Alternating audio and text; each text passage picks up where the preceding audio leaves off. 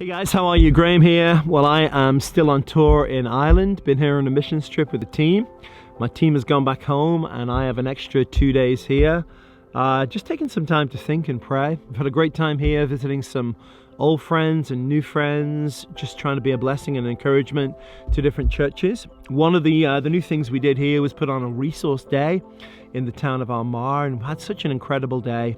Did a Friday evening, all day Saturday. It was really well attended, and we had just a day of pouring in and a day of outpouring. Good. So I want to do a quick video to some of my friends and partners just to connect with you.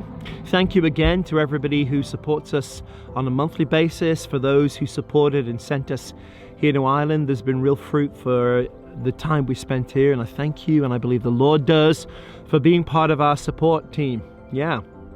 What else is going on? You know, I'm going to be 50 years old. Just don't tell anybody, okay?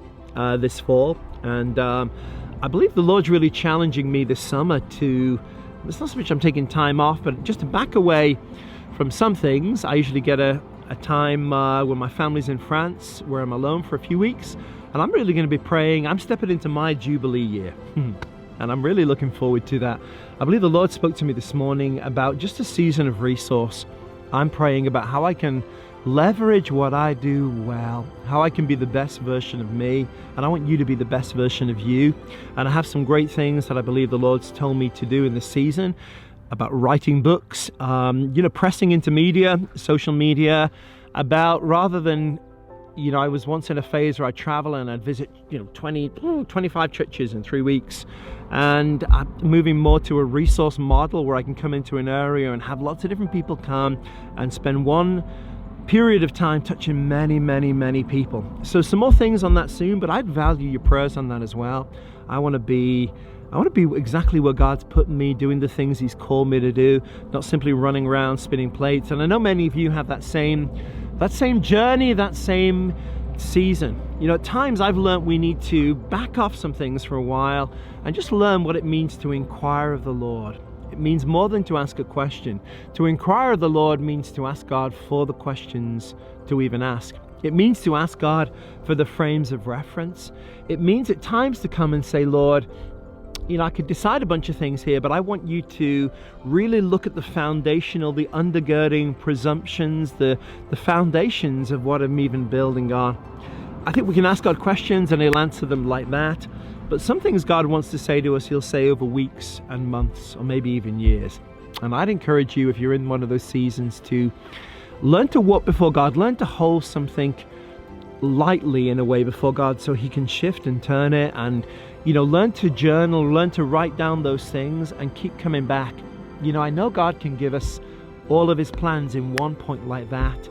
The issue, I think, to God is not so much God giving us everything we need to know, like by email, but rather Him taking us on a journey of preparation in our hearts so that we can be ready and that we're well postured and we'll actually notice the things He wants to say to us, rather than doing a triage and filtering them simply through the things on our current radar. Sometimes, ministry, we're so locked into what we're doing right now, the current thing, the current challenge, that God's saying, yeah, but come over here. That's why I think at times He has to use dreams like Paul, Macedonia, the Macedonian man, come over here. And so I'd encourage you, wherever you're at today, inquire of the Lord. Be living in the now, but have an appropriate portion of your heart looking towards the future, thinking, Lord, where are you taking me? Where am I going? What are the things you want to plant in my heart now that may not come to maturity even for several years? But if I don't plant them now, they won't be fully mature trees bearing fruit in season at the right time. Let God uproot some things that right now are minor details in your life, but if you allow them to continue, they'll get a root system, and it's really hard to uproot a mature tree. It's really easy to uproot a young sapling. So that's my encouragement for you today.